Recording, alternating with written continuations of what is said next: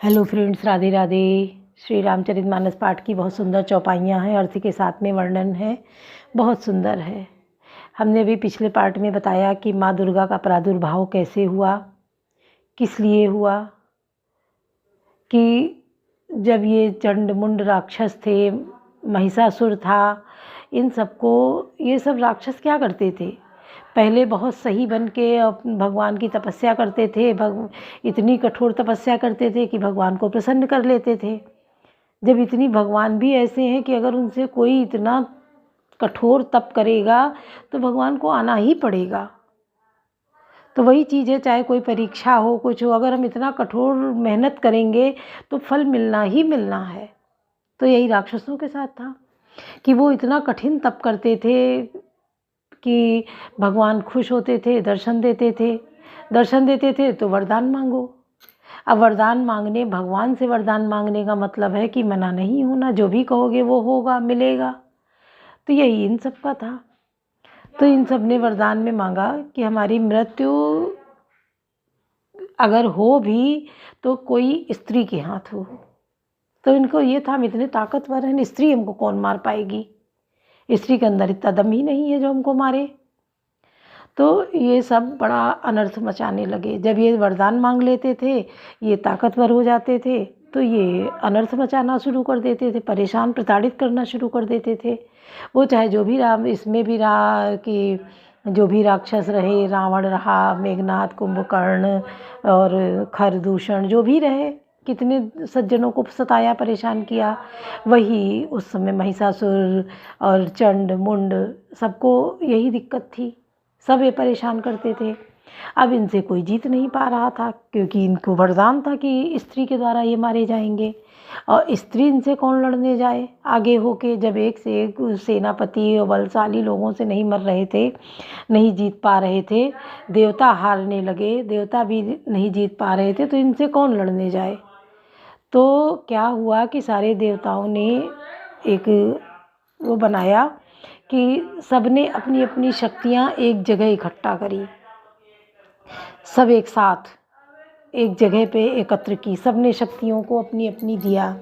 और जब एक जगह सारी शक्तियाँ आके एकत्र हुईं, वो शक्ति दुर्गा का रूप बन गई, वो दुर्गा जी बन गई। और दुर्गा जी बन गई वो अष्टभुजाधारी, सब में हथियार, औजार, त्रिशूल, तलवार, सब कुछ था, चक्र, उनके पास सब कुछ था, क्योंकि सारे देवताओं की शक्ति थी, तो सारे देवताओं के अस्त्र शस्त्र थे उनके हाथ में, और सबका इतना सारा दिमाग भी था उनके अंदर। तो बहुत ताकतवर महिला तैयार हुई माँ दुर्गा अष्टभुजी, जिनकी अर्चना वंदना देवताओं ने करी है। तो जब दुर्गा जी आई हैं लड़ने इनको, चंड मुंड को, कि मारा है, दैत्यों का संहार किया है, तब इनका मरना तय हुआ है। दुर्गा जी ने इनको मारा है, रक्त बीज का रक्त पिया, हे शिव दूती, हे गौरी माँ, काली भी नाम तुम्हारा है। तो इन्हीं के सब नाम हैं, माता जी के ही नाम हैं। इन्होंने ही इतने रूप रखे। इन्होंने बच्चे को गोद में लेके जो है सिद्धिदात्री बनी, गौरी बनी, चामुंडा बनी, चंड मुंड को मारा तो चामुंडा बनी, महिषासुर को मारा तो महिषासुर मर्दिनी बनी। इनके इतने सब नाम होते गए। तो इसी प्रकार से इसमें जो हमने बताया था कि सबको चौपाइयों का पाठ करना चाहिए। रामचरितमानस की कुछ चौपाई हैं, माँ गौरा की पूजा करनी चाहिए। और जब कभी मौका मिले मंदिर जाएं सुहागिन स्त्रियाँ, तो गौरा जी से सुहाग जरूर लें, उनकी मांग से बिंदी से टीका लेके अपनी मांग और बिंदी में ज़रूर लगाएं। तो ये चौपाइयाँ हैं।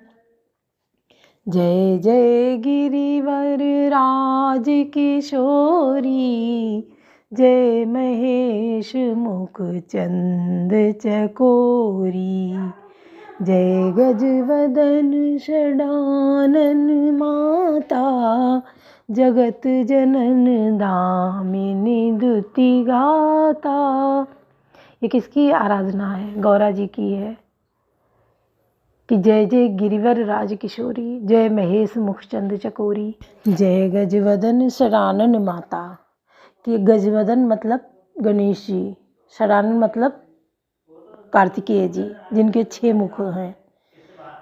तो आप गणेश जी और कार्तिकेय जी की माता हैं। जगत जननी दामिनी दुति गाता, आप सारे संसार को सुख देने वाली हैं। जय जय गिरिवर राज किशोरी, जय महेश मुखचंद चकोरी, जय गजवदन षडानन माता, जगत जनन दामिनी दुति गाता। भव भव विभव पराभव कारिणी, विश्व विमोहनी स्वबस विहारिणी। ये माता सीता जब जाती हैं गौरा पूजन के लिए मंदिर, तो गौरी जी से यही लाइनें कह के उनसे प्रार्थना करती हैं और उनके चरणों में सिर झुका देती हैं, प्रार्थना करती हैं कि अचल सुहाग दो। तो माँ गौरा क्या करती हैं कि खसी माल मूरत मुस्कानी, वो जो गौरा माँ की मूर्ति थी उनका चेहरा मुस्कराया, खुश हो गई पार्वती जी को देखकर, और अब अपने गले की माला गौरा सीता जी के गले में डाल दी। वो अपने आप माला उतर के और सीता जी के गले में आ गई हाथ में। तो कितना सुंदर दृश्य है। तो यही प्रार्थना, ये कुछ चौपाइयाँ हैं जिनको रोज़ सबको पढ़नी चाहिए, हर स्त्री को पढ़नी चाहिए, लड़कियों को पढ़नी चाहिए। तो ये आगे का है कि बहुत सारी चौपाइयाँ इसमें हैं। आशुतोष तुम औढ़र दानी, आरती हरो दीन जन कि कितनी भी कठिन से कठिन आपकी स्थिति हो, कोई भी परेशानी आई हो, तो भगवान भोलेनाथ उसको दूर कर सकते हैं। उन्हीं के अंदर ये शक्ति है। विपदा काटि सकै त्रिपुरारी। और बहुत छोटा पंचाक्षरी मंत्र है, जो आप जपेंगे तो आपके सारे कष्ट दूर। देखिए, नाम जप है, कोई भी नाम आप उठा लीजिए, पंचाक्षरी मंत्र है, ओम नमः शिवाय, ओम नमः शिवाय। तो नमः शिवाय का मंत्र ही अपने में संपूर्ण है कि आप कुछ नहीं, किताब ग्रंथ नहीं लेना है, आप मन में जप करते रहिए, राम राम करते रहिए, हरि ओम करिए, राधे राधे करिए, जय श्री राम कहिए, कुछ भी कहिए, कोई ना कोई मंत्र का जप आप जरूर करिए दिन में। पता क्या है, कारण क्या है, अगर आप इन मंत्रों का जप अपने अंदर चलाते रहेंगे तो एक तो आपकी आत्मा पवित्र होगी, शुद्ध होगी। दूसरी चीज़, गलत बातें आपके दिमाग में नहीं आएंगी, गलत विचार नहीं आएंगे, गलत सोच नहीं आएगी। और जब गलत ये सब बातें नहीं होंगी तो आप गलत करेंगे नहीं, ना आपका खान पान गलत होगा, ना आपकी गलत चाल ढाल होगी, आप एक सही मार्ग पे चलेंगे। कितना मार काट मचा है, अभी देखा कहाँ कहाँ का सुन लो तो बिल्कुल दिमाग ही ख़राब हो जाता है कि कैसे लड़कियों को लव जिहाद में फंसाते हैं और फिर उनका धर्मांतरण कराते हैं। वो पहले बताते नहीं हैं, जब बच्चा प्रेग्नेंट हो जाती हैं लड़कियां तब उनको इस भेद का खुलता, जब बच्चा हो जाता है फिर वो अपनी असलियत दिखाते हैं। उनको नकाब पहनाना, उनसे नमाज़ पढ़वाना, नकाब और सब, अरे बता नहीं सकते क्या क्या। तो सचेत हो जाओ, आंखें खोलो, आंखें खोल के रहो।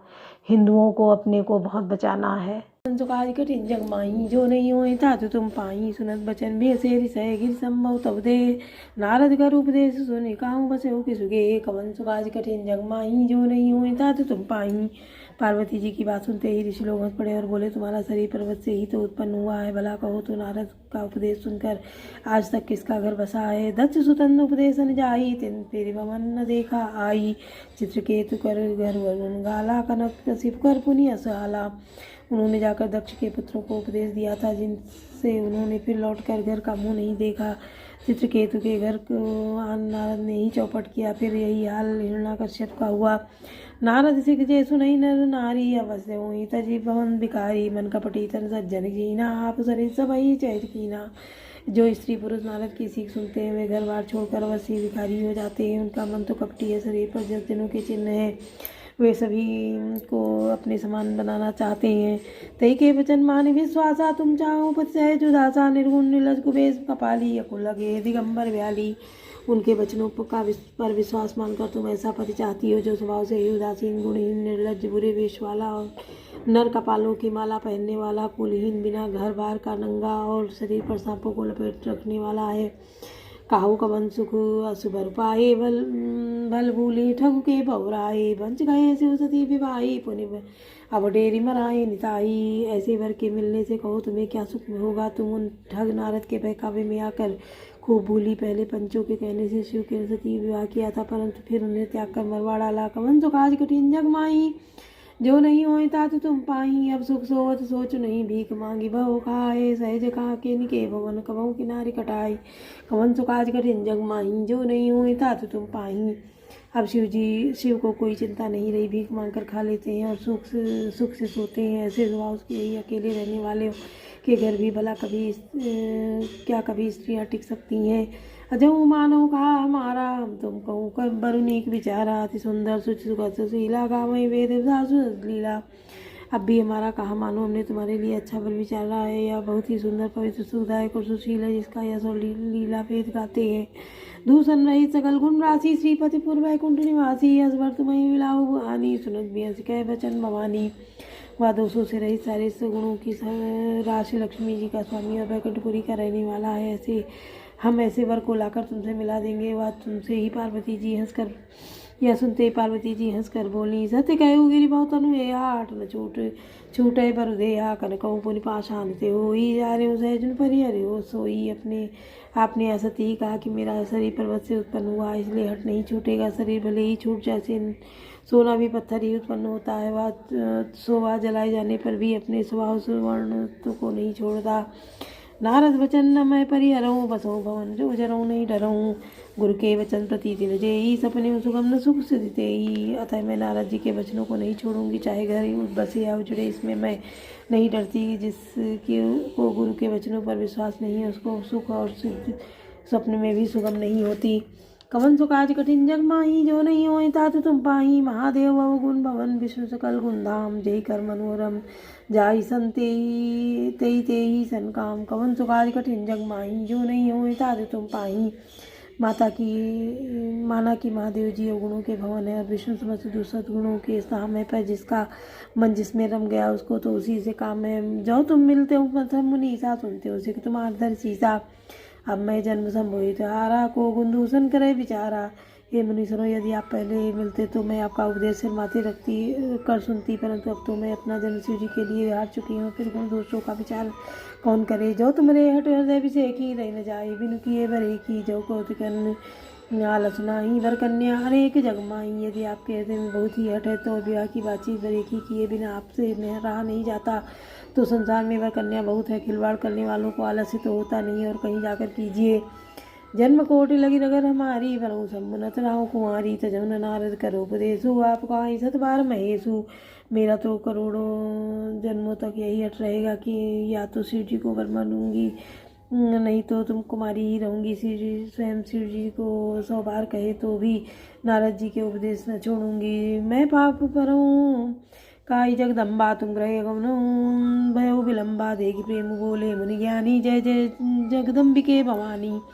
जगत जननी पार्वती जी ने फिर कहा कि मैं आपके पैरों पड़ती हूँ, आप हमारे घर जाइए, बहुत देर हो गई। शिव जी ने पार्वती जी का ऐसा प्रेम देखकर ज्ञानी मुनि बोले हे जगत जननी हे भवानी आपकी जय हो जय हो। कवन सुख आज कठिन जग माही जो नहीं हो तात तुम पाही। तुम माया भगवान शिव सकल जगत पितु माधु नाई चरण सिर मुनि चले पुनि पुनि हर्षद गात। कवन सुख आज कठिन जग माही जो नहीं होए तात तुम पाही। आप माया हैं और शिव जी भगवान हैं, आप दोनों समस्त जगत के माता पिता हैं। यह कहकर मुनि पार्वती जी के चरणों में सिर नवाकर चल दिए। उनके शरीर का बार बार पुलकित हो रहे थे। जाय मुनि में मंद पटाए करी विनती गिर जई ग्रह लाए बहुरी सप्तऋषि उपैयाई जाई कथा उमा कह सकल सुनाई। मुनियों ने जाकर हिमवान को पार्वती के पास भेजा और वे विनती करके उनको घर ले आए। फिर सप्तऋषियों ने शिव जी के पास जाकर उनको पार्वती जी की सारी कथा सुनाई। भय मगन से सुनत सने यार सप्तऋषि गवने गया मनु सिर करी सब बन शंभु सुजाना लगे करन रघुनायक ध्याना। पार्वती जी का प्रेम सुनते ही शिव जी आनंद मग्न हो गए। सबसे प्रसन्न होकर अपने घर ब्रह्मलोक को चले गए। तब सुजान शिव जी मन को स्थिर करके श्री रघुनाथ जी का ध्यान करने लगे। तारक असुर भय उदय काला, भोज प्रताप बल तेज विशाला, ते सब लोक लोकपति जीते, भय देव सुख संपत्ति रीते। उसी समय तारक नाम का असुर हुआ, जिसकी भुजाओं का बल प्रताप और तेज बहुत बड़ा था। उसने सब लोक और लोकपालों को जीत लिया। सब देवता सुख और संपत्ति से रहित हो गए। अजर अमर सो जीत न जाई, हारे सुर करी विविध लड़ाई। तब बिरंज संजाई पुकारे, देखे विधिवत सब देव दुखारे। वह अजर अमर था, इसलिए किसी से जीता नहीं जाता था। देवता उसके साथ बहुत तरह की लड़ाइयाँ लड़कर हार गए। तब उन्होंने ब्रह्मा जी से कहा, पास जाकर पुकार मचाई। ब्रह्मा जी ने सब देवताओं को दुखी देखा। कवन सो काज कठिन जग माही, जो नहीं होई तात तुम पाई। सब सन कहा बुझाई, विधि धनुष निधन तब होई। शंभु शुक्र शंभु सुत यही जीतई रन सोई। कवन सो काज कठिन जग माही, जो नहीं होई तात तुम पाही। ब्रह्मा जी ने सबको समझाकर कहा, इस दैत्य की मृत्यु तब होगी जब शिव जी के वीर से पुत्र उत्पन्न हो। इस युद्ध में वही जीतेगा। बोलो सियावर रामचंद्र की जय, पवन सुत हनुमान की जय, लाडली लखन लाल की जय।